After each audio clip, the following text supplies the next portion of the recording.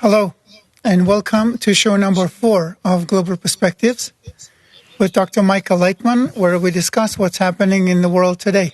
Hello, Dr. Leitman. Shalom לכולם. Hello, everyone. Today's topic is the danger of social unrest following COVID-19, and as we'll see, there is indeed such a danger.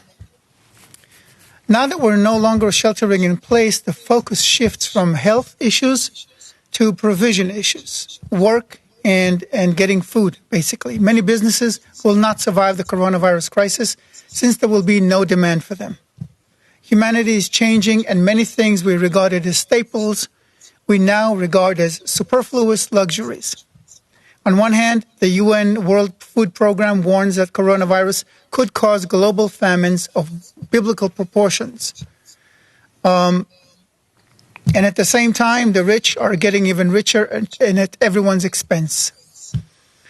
For example, Jennifer Saba writes on Reuters, U.S. moviegoers will never again fill theaters. Dark movie theaters may just be a taste of the near future.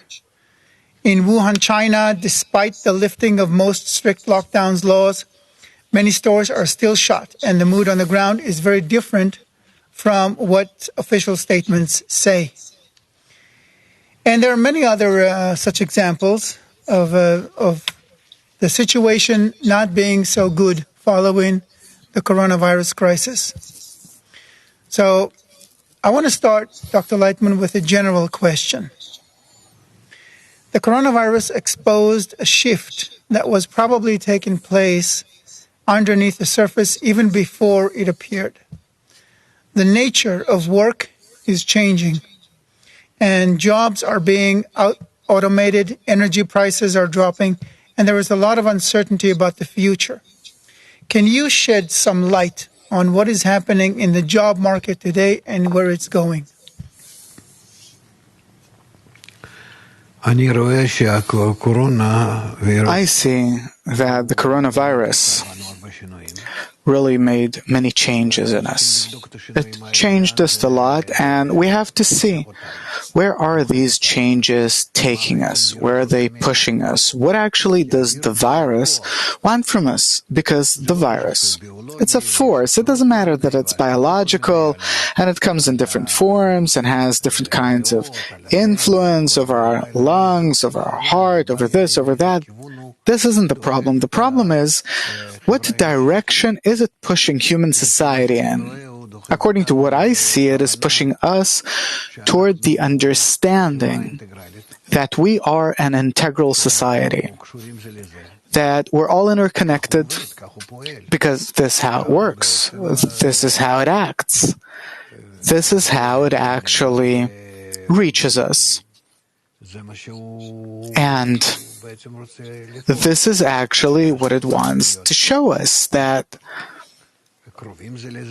we can't be too close to each other, that we have to move away as much as possible, and that these particles called viruses can pass from person to person, that can make us ill. What does water show us? That we are interconnected, but in a bad way.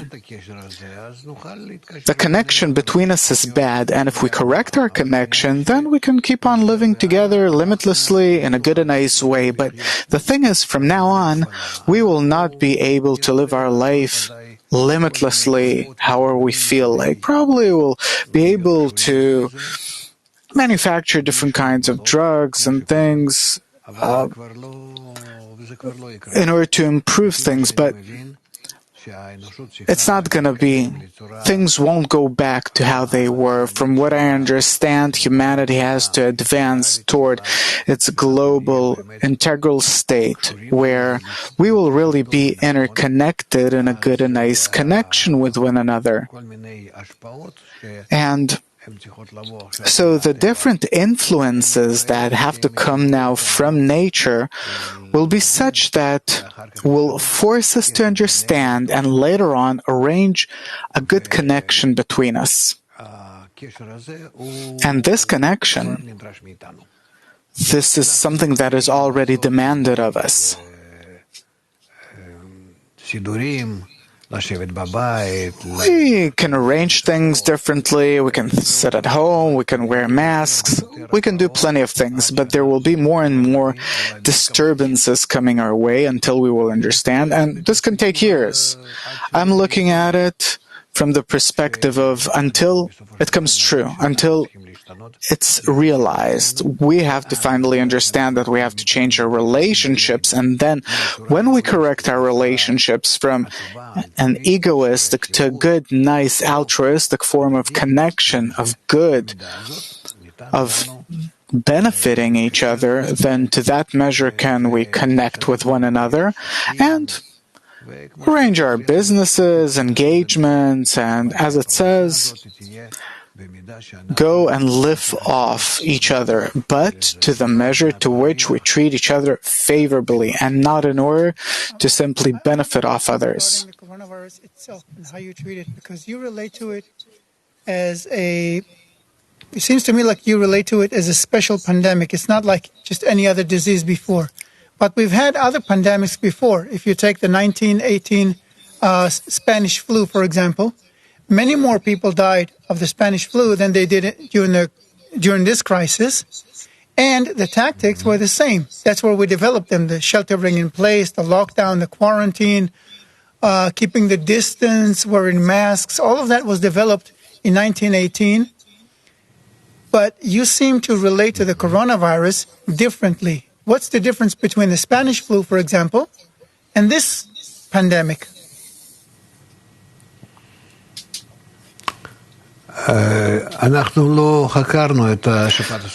We didn't research the Spanish flu. It also made a big change in society, but not that much that we had to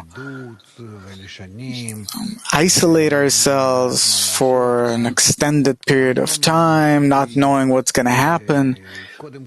Today, humanity, first and foremost, the blow that it's getting is global. You can say or put it however you want, but what we see is that all at once it is affecting the entire world. And no one can escape it. No country, no nation, society, no one. Meaning this virus, first of all, shows us that we are interconnected as one body, like one family. And it's really interesting that this isn't how it was in previous pandemics. Not with the Spanish flu and not in other things. And so this is the first thing. That now, as we learn from the wisdom of Kabbalah, we are in a new era, in a new age called the last generation. Last generation meaning the last egoistic generation that has to correct itself and to start understanding that everyone has to have a good and nice, friendly attitude towards others, like in a family. And this is what the coronavirus is showing us, that the entire world is like one family. It's still not that clear.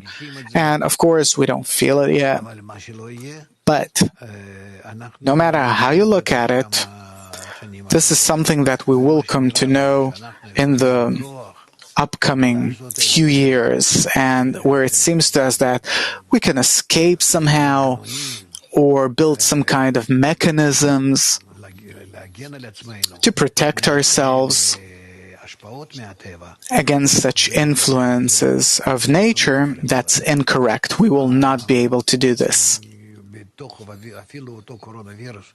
Even the coronavirus itself has so many influences that we yet have to discover, that it's better not to play around with this virus. But we should go and do what it says. And it says, start treating each other nicely, like in a family, like one family. And I won't have to come to you and show you that you're far apart, that you're distant, that you're egoists that you're egoistic toward each other. Feel like one family. And that sensation of isolation and alienation is causing a lot of social unrest and social tensions.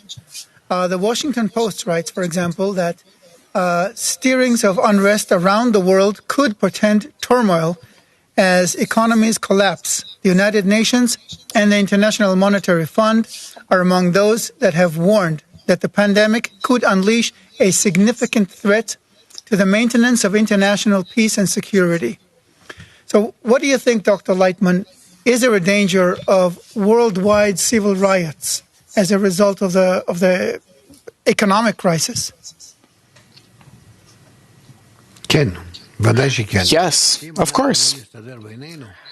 If we don't get along with each other, that this is actually the root of the problem. Then up ahead, there are economical problems in everything and anything, because we're completely interconnected. And besides, and this could lead to a world war. This is all a part of nature's plan, because in nature,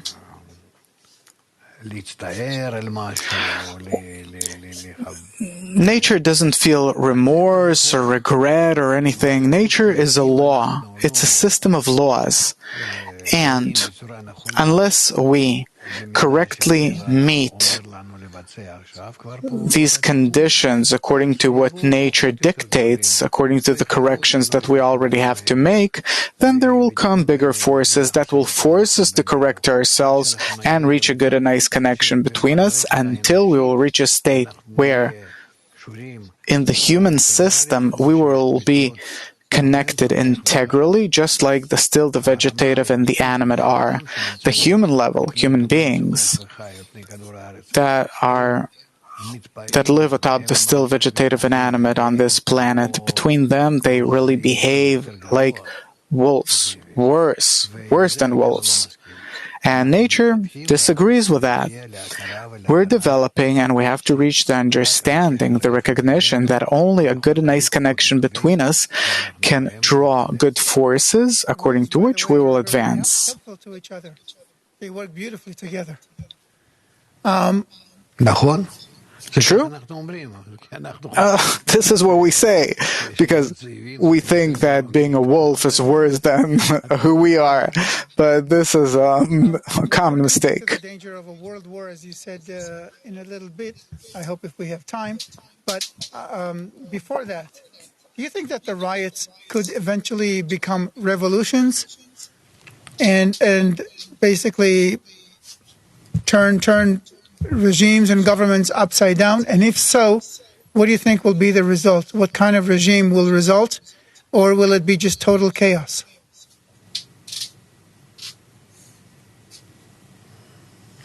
This isn't something that I'm really researching, but we can see that the path of suffering, where we disagree with nature, where we are not inclined toward an integral society, and therefore up ahead there are many problems and torments that are coming our way, including a world war. This I want to say, but this also comes as a result of us being under the rule of governments that don't know how to do anything but to their own benefit, everyone keeping their seat, disregarding everyone else completely and the rest of the world. The world is still working according to egoistic forces, and we can't escape it. World wars. I read that Trump says that he's seen evidence that coronavirus emerged from a laboratory in Wuhan, China. And now he wants to punish China for creating the coronavirus pandemic. We've talked about the prospect of internal riots as a result of COVID-19. But do you see the possibility of the virus crisis, that it starts a world war? And you already said that there is such a danger. But basically what I'm asking is, what can and should we do to turn the direction? I don't think that the coronavirus came from a laboratory or not from a laboratory, from nature, because the time has come and it had to come out. It had to appear against mankind. That is not meeting the conditions of the correct behavior between us. It's not important. What we have is a result. And one way or another, this is how things are. No matter where it came from, who knows? I don't suspect that it came from China. And if it did, so what? Eventually, it is a result of the human ego that did not get a correction. The question was more about Trump's intention to punish China, to sanction China in all kinds of ways that could lead to a serious conflict between those two superpowers. And I'm asking, so this increases the chances of a world war. Look, sure, the first moment everyone turns to China with different complaints and accusations and demands and so on. But what do we want from China? It's an egoistic system like everyone else, with its specific character.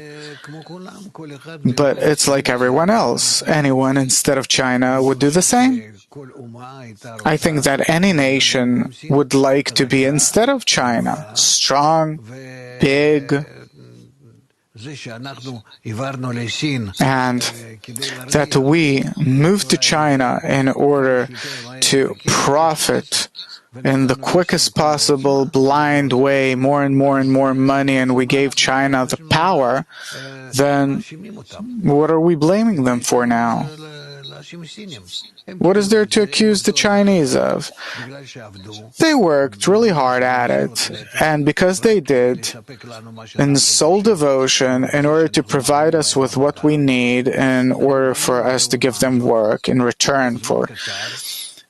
We've built their nation the way it is in a short time, and what are we saying? That we did wrong, so let's yell at ourselves. Why should we shout at them? If it's all egoistic, so there's no reason to be mad at Trump for wanting to punish China, for wanting to sanction China for the virus. I mean, it's all egoistic, so every step is legitimate. In this case, could be. I'm not getting into it at all. I'm not a mediator between Trump and China. What are we going to do in order to prevent a world war from happening? Is there anything we can do? I don't think that a world war will come as a result of Trump starting to punish China.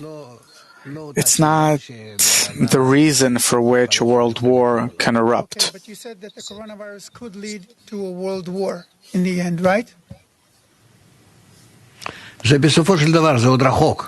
At the end, but that's still far away. In the meantime, the virus will evolve more and more because we want to correct it in egoistic ways without changing toward a more integral direction. We have to be in an integral system. We're living on this planet in an integral system of the still, vegetative, animate, and the speaking level, meaning human beings. These four levels of nature have to be interconnected and have to support one another. So the still, the vegetative, and animate, they live together, they feed each other, and they exist. But the uppermost layer or level human beings, the speaking level in this world, they are destroying all the previous levels of the still, vegetative, and animate, and are doing it by the power of their evil, even though that intellectually they can understand that they have to do things differently. So we have a problem between our intellect that says, it is good to be an altruist, it is good to be an integral system and build ourselves that way, but along with this, our short-term, short-visioned ego says, grab what you can and run. We're in a kind of war here. And so comes the virus and helps us change our attitude towards society. That also has to become integral, that also has to be global, and it has to be round, where we help each other. And this is something that we have to connect to. Otherwise, for sure, we'll come to a world war and complete annihilation. So what is the first step that we should take in order to become a more integral society? Step number one, what is it? I don't think that it is something that can be done unless through teaching, learning how to do it, by publicizing to everyone the world, the kind of world that we're living in, what is nature demanding of us, what is this upper, superior, integral force that is pushing us toward the whole and complete form. Why can't we accept these kinds of orders from nature where we can be connected in a good and nice way with one another? This is something that we have to teach everyone. All of humanity learns it.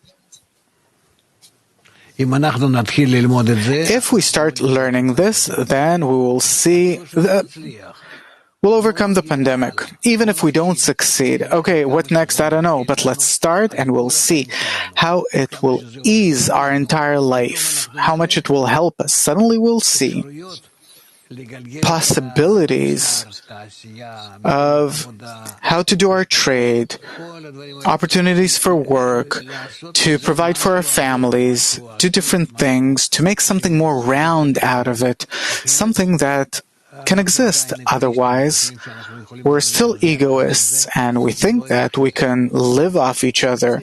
It won't work. Correctly, you're saying that it's not a matter of time, it's a matter of beginning to learn. That the minute we begin to learn, the change will happen. Ken. Yes, the change will happen. We will change and we will see how to make the changes. The International Labour Organization warns that coronavirus could leave half the world's workforce unemployed or without income. That's close to 2 billion people. Ken? Yeah? Ken? We will still need to feed them, even though everyone's learning about the integrality of the world. We're still going to have to feed 2 billion families. How will we do that? How do we build a system that... No problem. No problem. If we will correctly arrange for people to work correctly, for them to do the right kind of work, and to bring us the fruits of their work, we'll divide it to everyone, and it will be more than enough for everyone. The only problem is for us to feel what a good, nice, pleasant life we can have in an integral society. Unless we do this, these viruses will come to us and will put us back, confine us back to our homes, isolate us, and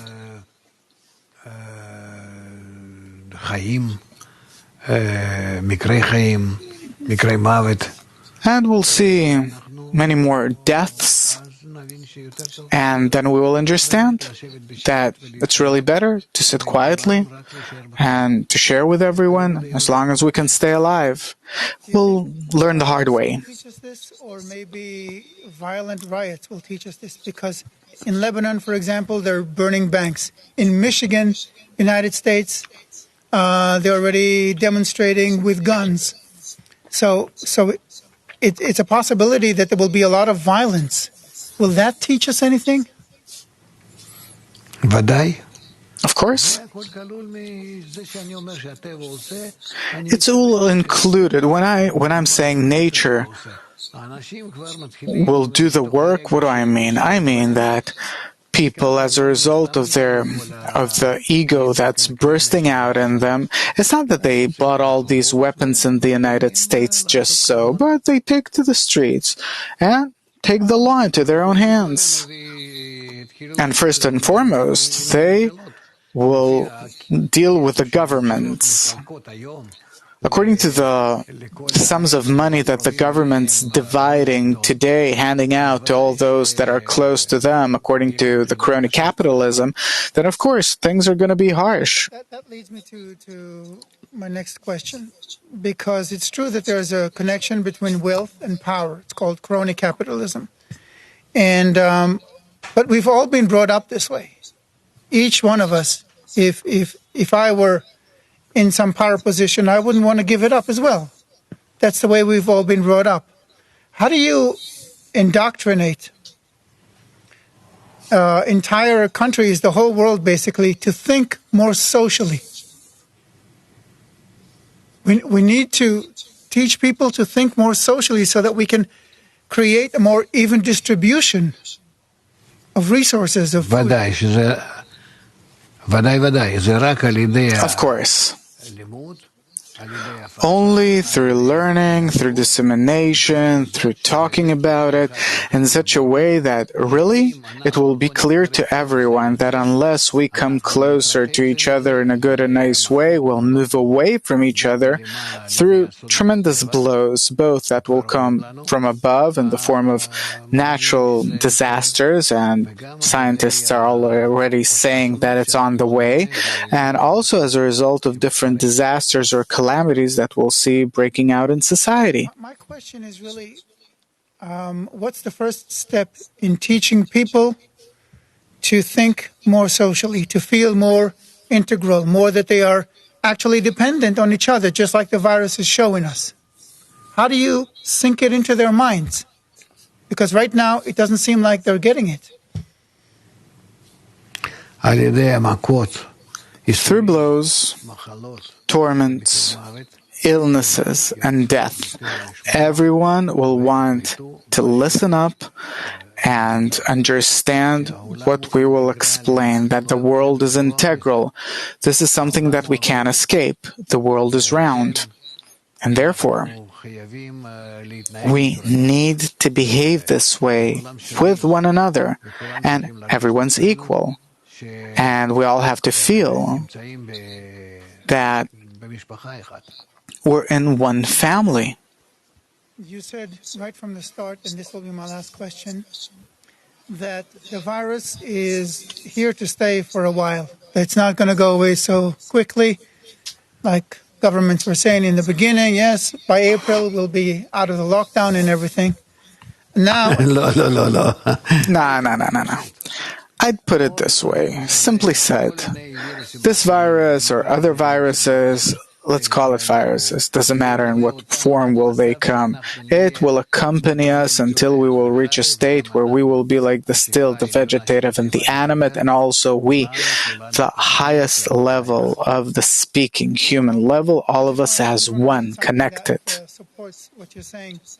A team of long-standing pandemic experts predicted in a report that the new coronavirus is likely to keep spreading for at least 18 months to 2 years. So, Dr. Lightman, it looks like it's going to be here for a while. I think that the coronavirus will stay around, and if not, then something will come in its stead, and it will be worse. Better for our advancement, but worse in terms of the virus itself or whatever comes. And we will have to concede. We'll have to find a way for us to live in a good way in this world together and not to play around and who's gonna squeeze more out of the government. And this way we will very quickly invite even harsher viruses. Difficult but optimistic note. I want to wish us... I'm very optimistic, I am.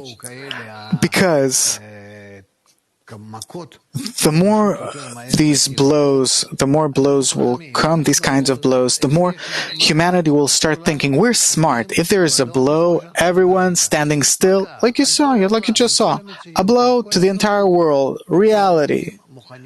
Everyone standing, willing to accept, no matter what.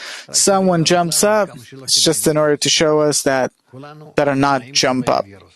We all yield to this virus. Other viruses will come, and they too will connect us. They will show us how to correctly interact with each other. There will be a mutual, reciprocal, good and nice integral system, and all the viruses will be to our benefit. Bow our heads and learn quickly. And thank you very much, Dr. Lightman, for this global perspective.